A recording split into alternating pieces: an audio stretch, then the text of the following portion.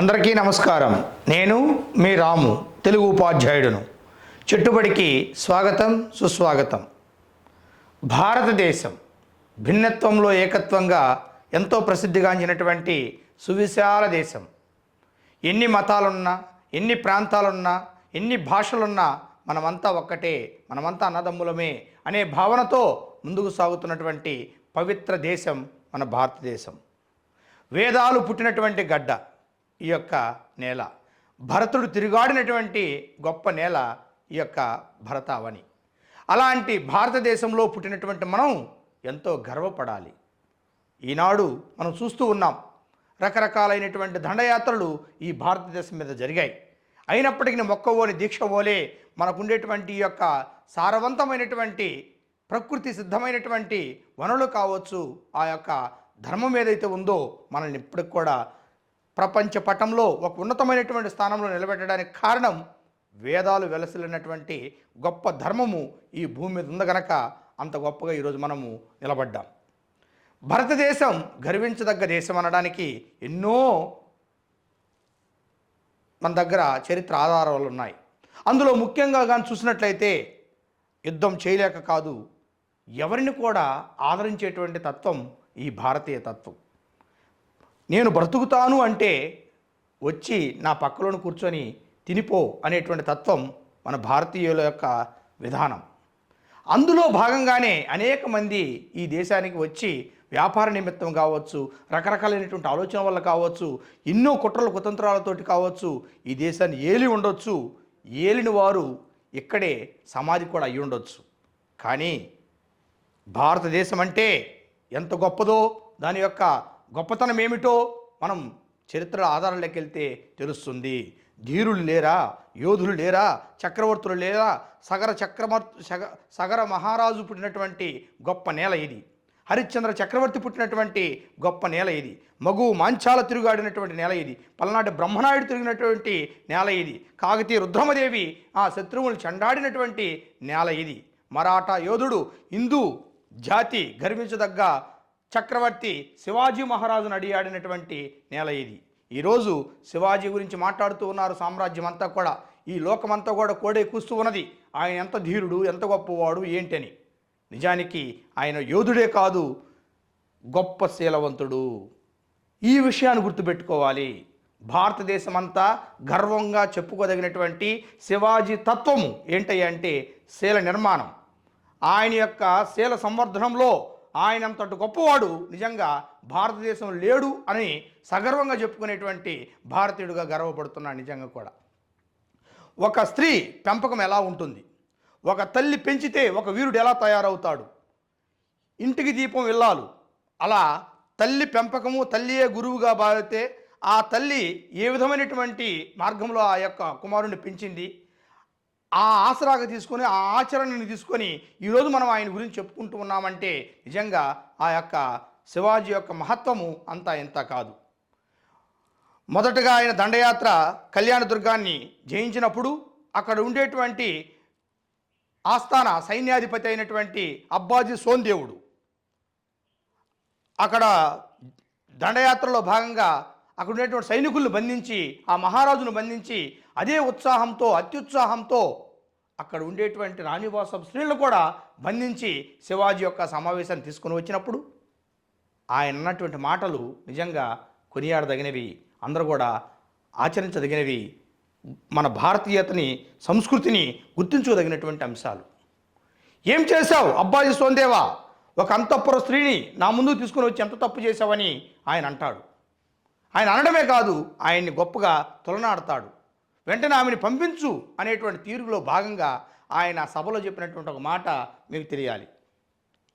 ఈ భరతమాత యొక్క ఔన్నత్యాన్ని గురించి ఆయన అన్నటువంటి ఆ మాటలు ఎలా ఉంటాయి అనేది ఒక మహాకవి చెప్పినటువంటి మాటలు ఈ సందర్భంగా మీకు చెప్పాలి.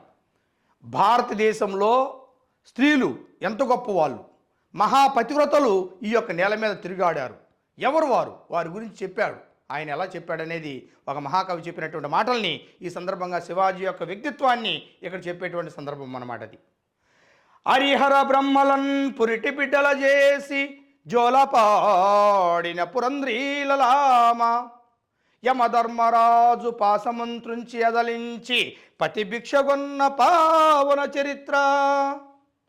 దగదగద్గహన మధ్యము పూలరాశిగా విహరించియున్న సాధ్వీమ తల్లి పతి నిమిత్తము సూర్య భగవానుదయంబు నరికట్టి నిలుపు పుణ్యముల పంట.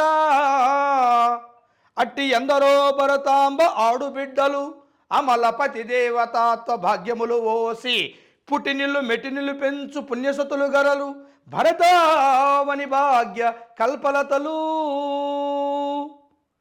హరిహర బ్రహ్మలను సైతం పురిటి బిడ్డలుగా చేసి జోలపాడినటువంటి పురంధ్రి లలామ ఎవరయ్యా అంటే అనసూయాదేవి. అది కట్ చేసుకోవచ్చు మనం. హరిహర బ్రహ్మలు త్రిమూర్తులను సైతం పురిటి బిడ్డలుగా చేసి జోలపాడినటువంటి పురంధ్రి లలామ అంటే గొప్ప పతివ్రతామూర్తి అనసూయాదేవి, అత్రి మహర్షి యొక్క భార్యామణి.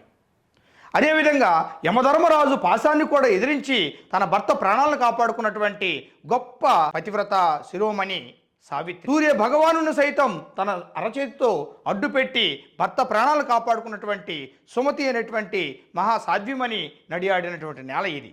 అందరూ చూస్తుండగా లోకం కోసం శ్రీరామచంద్రుడు అగ్నిప్రవేశం చేయమని సీతమ్మని అడిగినప్పుడు ఆమె అగ్నిప్రవేశంలోంచి పూల రాశిగా బయటకు వచ్చినటువంటి గొప్ప పతివ్రత శిరోమణులు నడియాడినటువంటి గొప్ప నేల ఇది. అలాంటి నేలలో పుట్టినటువంటి నీవు కూడా ఆ యొక్క కళ్యాణి దుర్గమును జయించినప్పుడు ఆ యొక్క కళ్యాణి రాజు యొక్క భార్యతో చెప్తున్నటువంటి మాటగా ఈ యొక్క శివాజీ సందర్భం అన్నమాట. ఇంతలాంటి గొప్ప పతివ్రతామూర్తులు పుట్టినటువంటి గడ్డ మీద నువ్వు కూడా పుట్టావమ్మా, నువ్వు నాకు తల్లితో సమానం. నీ యొక్క అందం నా దగ్గర లేకపోవచ్చు, కానీ నిన్ను నేను కన్నడ తల్లిగా గౌరవిస్తాను అని ఆయన చెప్పినటువంటి ఆ మాట అద్భుతం.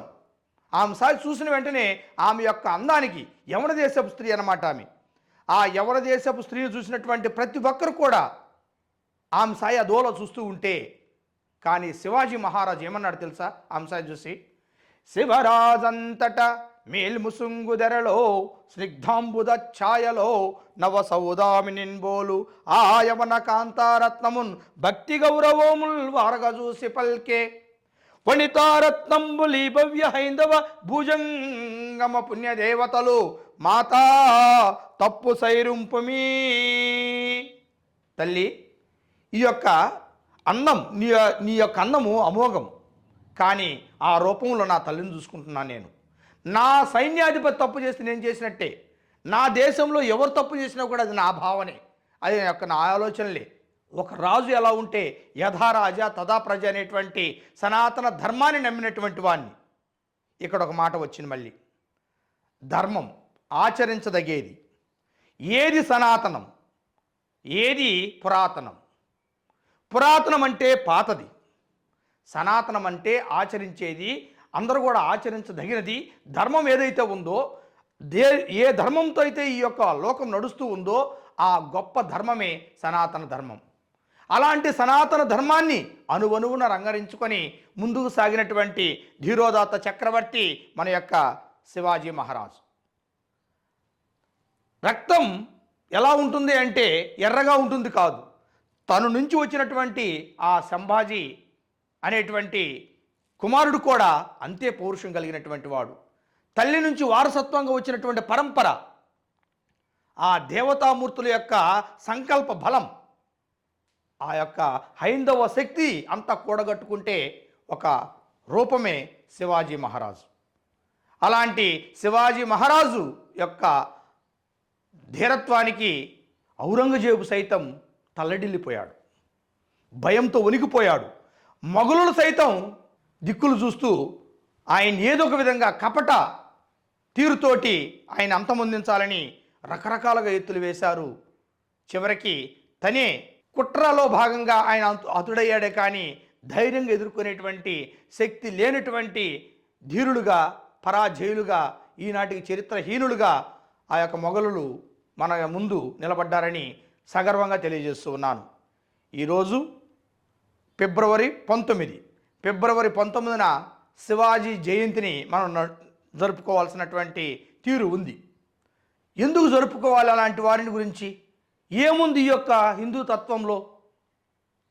ఏమి లేదు చెప్పండి. అసలు హిందూ మతంలో లేనటువంటిది, హిందూ ధర్మంలో లేనటువంటిది ఇక ఏ మతంలో లేదు. ఎందుకు ఈ మాట నేను సగర్వంగా చెప్తున్నానంటే, నేను ఒక హిందువును కాబట్టి. హిందువుగా పుట్టినటువంటి వాడు హిందువుగానే చావాలి అనేటువంటి తత్వం కొంతమంది అంటూ ఉంటారు. ఏం అలా చావకుంటే మనకిష్టం వచ్చిన రాజ్యాంగం ప్రకారం మనకిష్టం వచ్చిన మతాన్ని ఎన్నుకోవచ్చు కదా, మనకుంది కదా, మత స్వాతంత్రం హక్కు ఉంది కదా, వాక్ స్వాతంత్రం హక్కు ఉంది కదా. ఇలా చదువుకున్నటువంటి ప్రతి ఒక్కడు ఇలా పలుకుతూ ఉంటాడు, పిచ్చాపాటి మాట్లాడుతూ ఉంటారు. కానీ గొప్ప ధర్మాన్ని విడనాడి దాదిపాలు తాగినట్టుగా అమ్మ పాలు కాదని ఇంకొక పాల కోసం ఆరాటపడటం, ఏదో ఆశించి తప్ప ఆశయంతో కాదు. నిజమైనటువంటి ధర్మము, అందరూ ఆచరించగలిగినటువంటి ధర్మము, ఈరోజు ప్రతి ఒక్కరు బాగుండాలనేటువంటి తత్వంతో కూడుకున్నటువంటి ధర్మము. ఏయో కొన్ని మహానుభావులు మహర్షులు రాసినారని చెప్పేటువంటి పేరుతోటి కలుషితం చేసి కొన్ని రచనల ద్వారా దుర్భాషలాడేటువంటి ఈ యొక్క సమాజానికి ఈ చెట్టుబడి ద్వారా అందించేటువంటి ఒకే ఒక్క మాట: రామాయణంలో అనురాగ ఆప్యాయతలు లేవా? భారతంలో మనిషి జీవన విధానం లేదా? భాగవతంలో ఒక దేవుని చేరుకోవడానికి ముక్తి లేదా? ఇంతకంటే గొప్ప పిహెచ్డి గ్రంథాలు ఇక ఏ భాషలోనన్నా ఉన్నాయా? ప్రతి చెట్టులో, పుట్టలో, ప్రతి జీవిలో దైవత్వాన్ని చూసేటువంటి ఈ నేల, ఈ యొక్క గాలి, ఈ ప్రజలు నిజంగా మహోన్నతులు.